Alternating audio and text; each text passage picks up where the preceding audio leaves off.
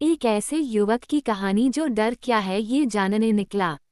एक पिता के दो बेटे थे, जिनमें सबसे बड़ा बेटा होशियार और बुद्धिमान था और हमेशा जानता था कि उसे क्या करना है। लेकिन सबसे छोटा बेटा मूर्ख था और कुछ भी सीख या समझ नहीं सकता था। इतना कि उसे देखने वाले लोग आश्चर्य से कहते थे, वह अपने पिता के लिए कितना बोझ होगा।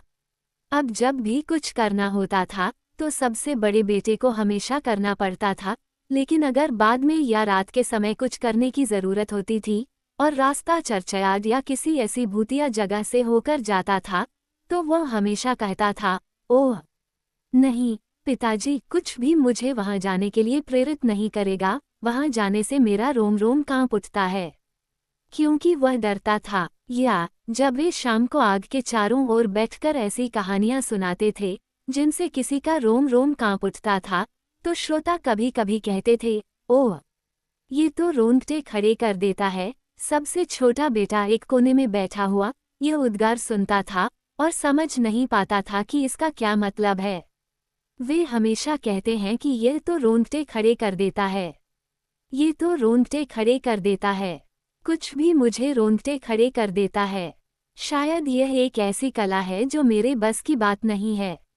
अब ऐसा हुआ कि एक दिन उसके पिता ने उससे कहा, सुनो, तुम कोने में बैठे हो, तुम बड़े और मजबूत हो रहे हो और तुम्हें अपनी रोटी खुद कमाना सीखना चाहिए।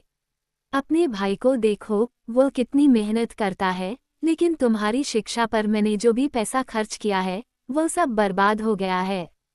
मेरे प्यारे पिता, उसने जवाब दिया, मैं खुशी से सीखूंगा। वास्तव में अगर संभव हो तो मैं कांपना सीखना चाहूंगा। मुझे अभी तक ये थोड़ा भी समझ में नहीं आया है। ये सुनकर सबसे बड़ा बेटा हंसा और उसने मन ही मन सोचा, हे भगवान, मेरा भाई कितना मूर्ख है। वो कभी किसी काम का नहीं होगा। जैसे टहनी झुकी होती है वैसे ही पेड़ भी झुका होता है। पिता ने आह भरी और उसे उत्तर दिया, तुम जल्द ही कांपना सीख जाओगे, लेकिन इससे तुम्हें जीविका चलाने में मदद नहीं मिलेगी। इसके कुछ समय बाद जब सेक्सटन उनसे मिलने आया तो पिता ने उसे बताया कि उसका सबसे छोटा बेटा हर काम में कितना खराब है। वो कुछ भी नहीं जानता था और कुछ भी नहीं सीखता था। जरा सोचो, जब मैंने उससे पूछा कि वह आजीविका कैसे कमाता है तो उसने वास्तव में कांपना सीखने के लिए कहा। अगर वह सिर्फ यही चाहता है, सेक्सटन ने कहा, तो मैं उसे यह सिखा सकता हूँ। बस तुम उसे मेरे पास भेज दो, मैं जल्द ही उसे सुधार दूंगा। पिता बहुत खुश हुआ प्रस्ताव के साथ, क्योंकि उसने सोचा ये युवक के लिए एक अच्छा अनुशासन होगा। और इसलिए सेक्सटन उसे अपने घर ले गया और उसका काम घंटी बजाना था। कुछ दिनों के बाद उसने उसे आधी रात को जगाया और उसे उठने और टॉवर पर चढ़ने और घंटी बजाने के लिए कहा। अब मेरे दोस्त, मैं तुम्हें कांपना सिखाऊंगा, उसने सोचा। वह चुपके से आगे बढ़ा और जब युवक ऊपर था और घंटी की रस्सी को पकड़ने के लिए मुड़ा तो उसने देखा घंटाघर के छेद के सामने एक सफेद आकृति खड़ी थी। कौन है? उसने पुकारा, लेकिन आकृति ने कोई जवाब नहीं दिया और न ही हिला डुला। जवाब दो, युवक चिल्लाया, या चले जाओ, रात के इस समय यहाँ तुम्हारा कोई काम नहीं है। लेकिन सेक्सटन गतिहीन रहा ताकि युवक को लगे कि यह कोई भूत है। युवक ने दूसरी बार पुकारा, तुम्हें यहाँ क्या चाहिए? अगर तुम एक ईमानदार आदमी हो तो बोलो, नहीं तो मैं तुम्हें सीढ़ियों से नीचे गिरा दूंगा। सेक्सटन ने सोचा, वह गंभीरता से ऐसा नहीं कह सकता, इसलिए उसने कोई आवाज नहीं निकाली और ऐसे खड़ा रहा जैसे कि वह पत्थर का बना हो। फिर युवक ने उसे तीसरी बार आवाज दी और जब उसका भी कोई असर नहीं हुआ तो उसने भूत पर झपट्टा मारा और उसे सीढ़ियों से नीचे गिरा दिया, जिससे वह लगभग 10 सीढ़ियां नीचे गिर गया और एक कोने में पड़ा रहा। इसके बाद उसने घंटी बजाई, बिना कुछ कहे घर जाकर बिस्तर पर सो गया और सो गया। सेक्सटन की पत्नी ने अपने पति का बहुत देर तक इंतजार किया, लेकिन वह कभी नहीं आया। अंत में वह चिंतित हो गई और उसने युवक को जगाया और पूछा, क्या तुम्हें नहीं पता कि मेरा पति कहाँ है? वह तुम्हारे सामने वाले टॉवर पर गया है। नहीं, युवक ने उत्तर दिया, लेकिन घंटाघर में जाल दरवाजे के ठीक सामने सीढ़ियों पर कोई खड़ा था और क्योंकि उसने मुझे उत्तर नहीं दिया, यह चला नहीं गया। इसलिए मैंने उसे बदमाश समझकर नीचे गिरा दिया। बेहतर होगा कि तुम जाकर देखो कि वह वही है। अगर वह वही होता तो मैं बहुत परेशान हो जाता। पत्नी दौड़कर आए और अपने पति को पाया जो एक कोने में कराहते हुए पड़ा था और उसका पैर टूटा हुआ था। वो उसे नीचे ले गई और फिर जोर से चिल्लाते हुए युवक के पिता के पास गई। तुम्हारे बेटे ने बहुत बड़ी मुसीबत खड़ी कर दी है, वह चिल्लाई। उसने मेरे पति को नीचे फेंक दिया जिससे उसका पैर टूट गया। इस निकम्मे को हमारे घर से निकाल दो। पिता डर गया। वह युवक के पास गया और उसे डांटा। ये क्या अपवित्र शरारतें हैं? किसी दुष्ट ने ही तुम्हारे दिमाग में ये सब डाला होगा। पिताजी, उसने जवाब दिया, बस मेरी बात सुनो, मैं बिल्कुल निर्दोष हूँ। वह रात में वहाँ खड़ा था, मानो कोई नुकसान पहुँचाने वाला हो। मुझे नहीं पता था कि वह कौन था, और उसे 3 बार चेतावनी दी कि या तो बोलो या फिर चले जाओ। ओह, पिता ने कराहते हुए कहा, तुम मेरे लिए सिर्फ दुर्भाग्य ही लाओगे। मेरी नज़रों से दूर हो जाओ, अब मेरा तुमसे कोई लेना देना नहीं है। हाँ पिताजी, मैं खुशी खुशी, बस दिन निकलने तक इंतज़ार करो, फिर मैं निकलूंगा और कांपना सीखूंगा, और इस तरह मैं एक ऐसी कला में निपुण हो जाऊंगा जिससे मुझे जीविका मिलेगी। तुम जो चाहो सीखो, पिता ने कहा, मेरे लिए सब एक है।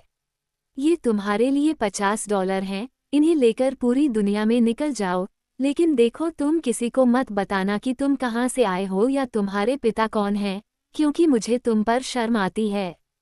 हाँ पिताजी, जो भी तुम चाहो, और अगर तुम सिर्फ यही मांगते हो, तो मैं इसे आसानी से याद रख सकता हूँ। जब दिन निकला तो युवक ने $50 अपनी जेब में रखे, कठिन सड़क पर चल पड़ा और अपने आप से बुदबुदाता रहा, काश मैं कांप पाता, काश मैं कांप पाता। ठीक इसी समय एक आदमी आया जिसने युवक को अपने आप से बात करते हुए सुना, और जब वे कुछ दूर चले गए और फांसी के तख्ते के सामने पहुंचे तो उस आदमी ने उससे कहा, देखो, वो पेड़ है जहां 7 लोगों को फांसी दी गई है, और अब वे उड़ना सीख रहे हैं। उसके नीचे बैठ जाओ और रात होने तक प्रतीक्षा करो, और फिर तुम बहुत जल्द कांपना सीख जाओगे। अगर मुझे बस इतना ही करना है, युवक ने उत्तर दिया, तो यह आसानी से हो सकता है, लेकिन अगर मैं इतनी जल्दी कांपना सीख गया, तो तुम मेरे $50 ले जाओगे। बस कल सुबह जल्दी मेरे पास आ जाओ। फिर युवक फांसी के पेड़ के पास गया और उसके नीचे बैठ गया, और शाम होने का इंतजार करने लगा, और क्योंकि उसे ठंड लग रही थी उसने अपने लिए आग जला ली। लेकिन आधी रात को इतनी ठंड हो गई कि आग के बावजूद वह गर्म नहीं रह सका, और जब हवा लाशों को एक दूसरे से टकराकर इधर उधर फेंक रही थी, तो उसने मन ही मन सोचा, अगर तुम यहाँ आग के पास मर रहे हो, तो ऊपर ये बेचारे कैसे कांप रहे होंगे और कांप रहे होंगे। और क्योंकि उसका दिल कोमल था, उसने एक सीढ़ी लगाई जिस पर चढ़कर उसने एक के बाद एक लाशें खोली और सभी 7 को नीचे उतारा। फिर उसने आग को हिलाया, उसे फूंका और उन सभी को एक घेरे में रख दिया ताकि वे खुद को गर्म कर सकें। लेकिन वे वहां बैठे रहे और हिले नहीं, और आग ने उनके कपड़ों को पकड़ लिया। फिर उसने कहा, ध्यान रखना, नहीं तो मैं तुम्हें फिर से फांसी पर लटका दूंगा। लेकिन मरे हुए लोगों ने नहीं सुना और अपने चिथड़े जलते रहे। फिर वह क्रोधित हो गया और बोला, अगर तुम खुद सावधान नहीं हो, तो मैं तुम्हारी मदद नहीं कर सकता, और मेरा तुम्हारे साथ जलने का कोई इरादा नहीं है, और उसने उन्हें फिर से एक पंक्ति में लटका दिया। फिर वह अपनी आग के पास बैठ गया और सो गया। अगली सुबह वह आदमी उसके पास आया और अपने $50 लेने की इच्छा से बोला, अब तुम्हें पता चल गया है कि कांपना क्या होता है। नहीं, उसने जवाब दिया, मैं कैसे जान सकता हूँ। वे लोग तो कांप रहे थे। वहाँ के लोगों ने कभी अपना मुंह नहीं खोला, और वे इतने मूर्ख थे कि उन्होंने अपने शरीर पर जो कुछ पुराने कपड़े थे, उन्हें जलने दिया। तब उस आदमी ने देखा कि उसे उस दिन $50 नहीं मिलेंगे, और यह कहते हुए चला गया, अच्छा, मैं धन्य हूँ अगर मैं अपने जीवन में पहले कभी ऐसे व्यक्ति से मिला। युवक भी अपने रास्ते पर चला गया और अपने आप से बुदबुदाने लगा, ओह, काश मैं कांप पाता, काश मैं कांप पाता। उसके पीछे चल रहे एक ढोने वाले ने ये शब्द सुने और उससे पूछा, तुम कौन हो? मुझे नहीं पता, युवक ने कहा। तुम कहाँ से हो? मुझे नहीं पता। तुम्हारे पिता कौन हैं? मैं नहीं बता सकता। तुम लगातार अपने आप से क्या बुदा रहे हो? ओह, युवक ने कहा, मैं कांपने के लिए दुनिया दे सकता हूँ, लेकिन कोई मुझे नहीं सिखा सकता। बकवास और बकवास। धोने वाला बोला, मेरे साथ चलो और मैं जल्द ही इसे ठीक कर दूंगा। युवक धोने वाले के साथ चला गया और शाम को वे एक सराय में पहुंचे जहां उन्हें रात बितानी थी।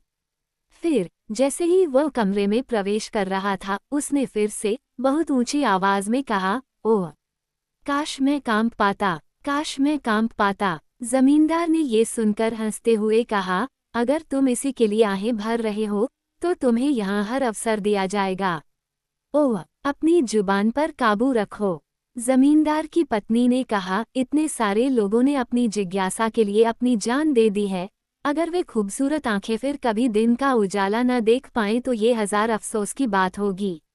लेकिन युवक ने कहा, चाहे कितनी भी मुश्किल क्यों न हो, मैं इसे सीखने पर जोर देता हूँ, क्यों, यही तो मैंने तय किया है। उसने जमींदार को तब तक चैन नहीं दिया जब तक उसने उसे नहीं बताया कि पड़ोस में एक भूतिया महल है, जहां कोई भी 3 रातों तक निगरानी करके आसानी से कांप सकता है। राजा ने उस आदमी से वादा किया था जिसने ये काम करने की हिम्मत की थी, उसकी बेटी को पत्नी के रूप में रखा गया था और वह सूरज के नीचे सबसे खूबसूरत युवती थी।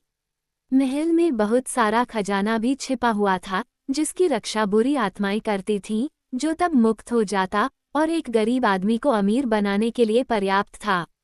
कई लोग पहले ही अंदर जा चुके थे, लेकिन अब तक कोई भी फिर से बाहर नहीं आया था। इसलिए युवक राजा के पास गया और बोला, अगर मुझे अनुमति दी जाए तो मैं महल में 3 रातें पहरा देना पसंद करूंगा। राजा ने उसकी ओर देखा और क्योंकि वह उससे खुश था, उसने कहा, तुम 3 चीजें मांग सकते हो, उनमें से कोई भी जीवित नहीं है और उन चीजों को तुम अपने साथ महल में ले जा सकते हो। फिर उसने उत्तर दिया, ठीक है, मैं एक आग, एक खराद और एक नक्काशी बेंच मांगूंगा जिसमें चाकू लगा हो। अगले दिन राजा ने महल में सब कुछ रखवा दिया और जब रात होने लगी तो युवक ने वहां अपना स्थान ग्रहण किया, एक कमरे में तेज आग जलाई, नक्काशी की बेंच को चाकू के पास रखा और खुद खराद पर बैठ गया। ओह, काश मैं कांप पाता, उसने कहा, लेकिन मैं यहाँ भी नहीं सीखूंगा। आधी रात के करीब उसने आग जलाने की सोची और जब वह आग बुझा रहा था तो उसने एक कोने से चीख सुनी, ओह मियो, हम कितने ठंडे हैं, तुम मूर्ख हो। वह चिल्लाया, तुम क्यों चिल्ला रहे हो? अगर तुम्हें ठंड लग रही है तो आओ और आग के पास बैठो और अपने आप को गर्म करो।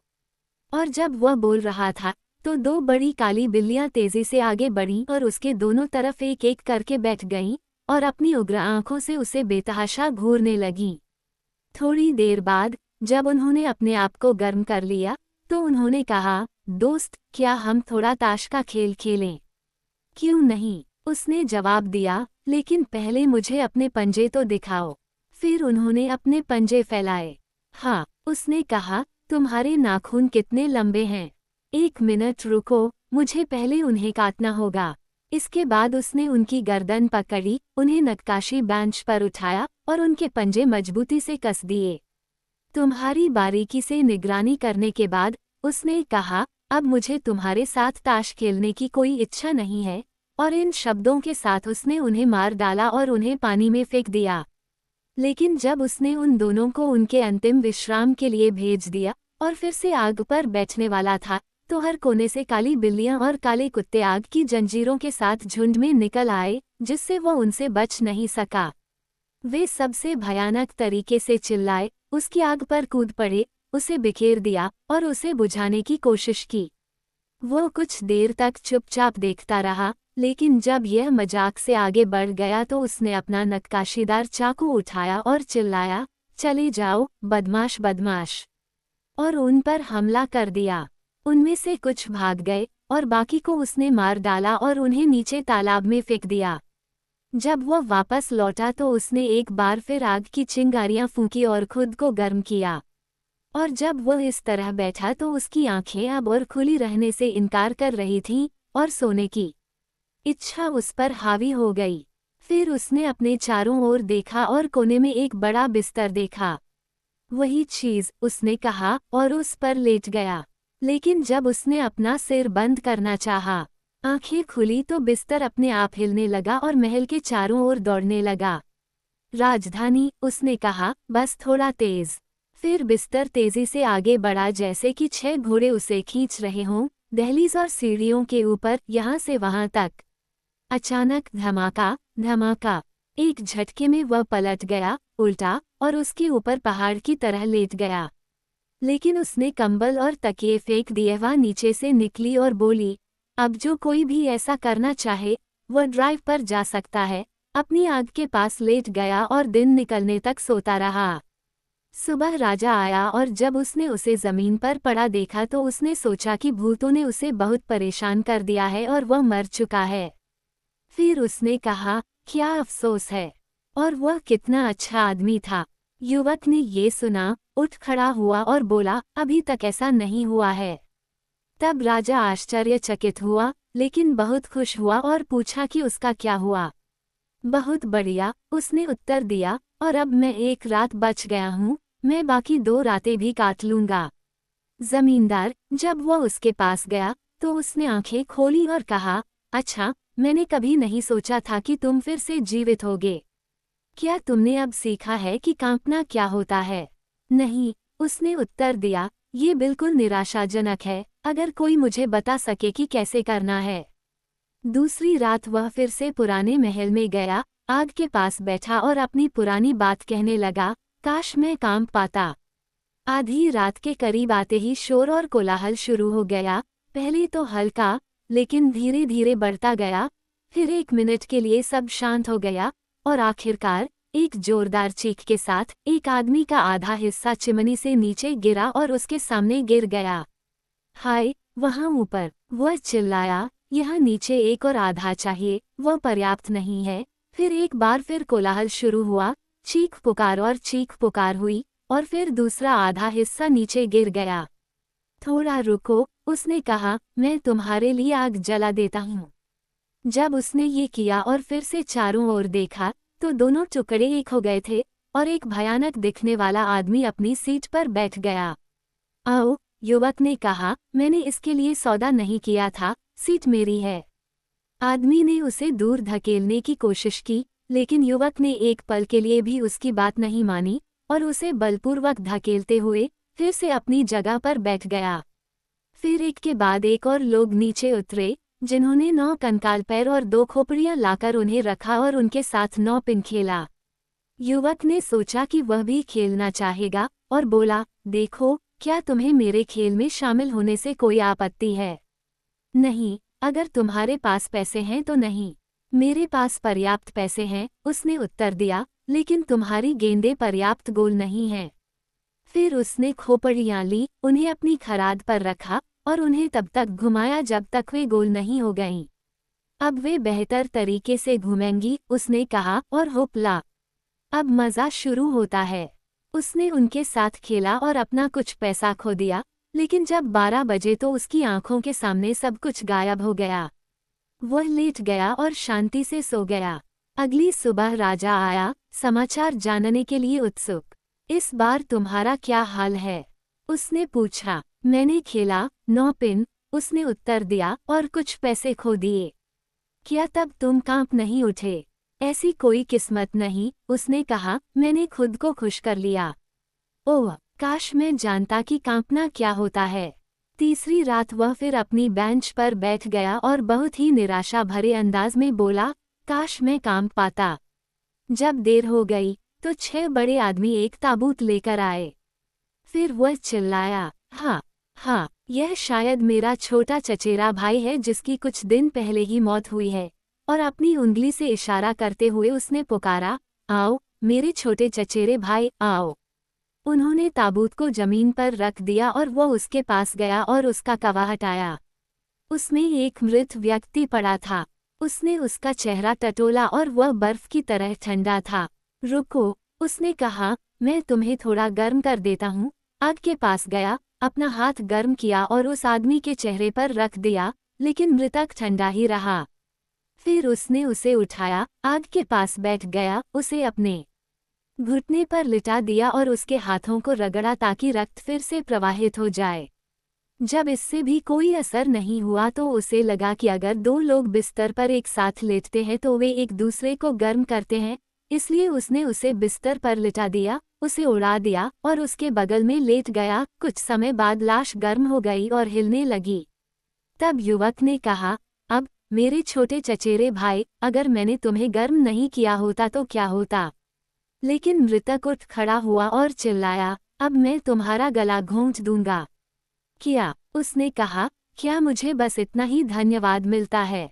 तुम्हें सीधे अपने ताबूत में डाल दिया जाना चाहिए। उसे उठाया, उसे अंदर फेंक दिया और ढक्कन बंद कर दिया। फिर 6 आदमी आए और उसे फिर से बाहर ले गए। मैं बस कांप नहीं सकता, उसने कहा, और यह स्पष्ट है कि मैं इसे यहाँ जीवन भर नहीं सीख पाऊंगा। तभी एक आदमी आया, जो सामान्य से ज्यादा कद का और बहुत ही डरावना दिख रहा था, लेकिन वह बूढ़ा था और उसकी दाढ़ी सफ़ेद थी। ओह, तुम दुखी प्राणी, अब तुम जल्दी ही जान जाओगे कि कांपना क्या होता है, वह चिल्लाया, क्योंकि तुम्हें मरना ही है। इतनी जल्दी नहीं, युवक ने जवाब दिया। अगर मुझे मरना है, तो तुम्हें पहले मुझे पकड़ना होगा। मैं जल्द ही तुम्हें पकड़ लूंगा, राक्षस बोला। धीरे से, ज्यादा शेखी मत बघारो, मैं तुम्हारे जितना ही मजबूत हूँ, और मुझसे भी ज्यादा मजबूत। हम जल्द ही देखेंगे, बूढ़े आदमी ने कहा, अगर तुम मुझसे ज्यादा मजबूत हो तो मैं तुम्हें छोड़ दूंगा। आओ, एक बार कोशिश करते हैं। फिर वह उसे कुछ अंधेरे रास्तों से होते हुए एक भट्टी के पास ले गया और एक कुल्हाड़ी पकड़कर उसने एक निहाई को जमीन में धंसा दिया। मैं इससे भी बेहतर कर सकता हूँ, युवक चिल्लाया और दूसरी निहाई के पास गया। बूढ़ा आदमी उसे करीब से देखने के लिए उसके पास आया और उसकी सफ़ेद दाढ़ी नीचे लटक रही थी। युवक ने कुल्हाड़ी पकड़ी, निहाई को खोला और बूढ़े आदमी की दाढ़ी में घुसा दिया। अब मैं तुम्हें पकड़ लूंगा, युवक ने कहा, इस बार मरने की बारी तुम्हारी है। फिर उसने एक लोहे की छड़ पकड़ी और बूढ़े आदमी को तब तक पीटा जब तक कि वह रोते हुए उससे विनती करने लगा कि वह चला जाए और वह उसे बहुत सारा धन देगा। युवक ने कुल्हाड़ी निकाली और उसे जाने दिया। बूढ़ा आदमी उसे वापस महल में ले गया और एक तहखाने में सोने की 3 पेटियां दिखाईं। इनमें से एक, उसने कहा, गरीबों का है, एक राजा का है और तीसरा तुम्हारा है। उसी क्षण 12 बज गए और आत्मा गायब हो गई। युवक को अंधेरे में अकेला छोड़ दिया। मैं निश्चित रूप से बाहर निकलने का रास्ता खोज लूंगा, उसने कहा और इधर उधर टटोलते हुए आखिरकार वह कमरे में वापस आ गया और अपनी आग के पास सो गया। अगली सुबह राजा आया और उसने कहा, अच्छा, अब तुम निश्चित रूप से कांपना सीख गए हो।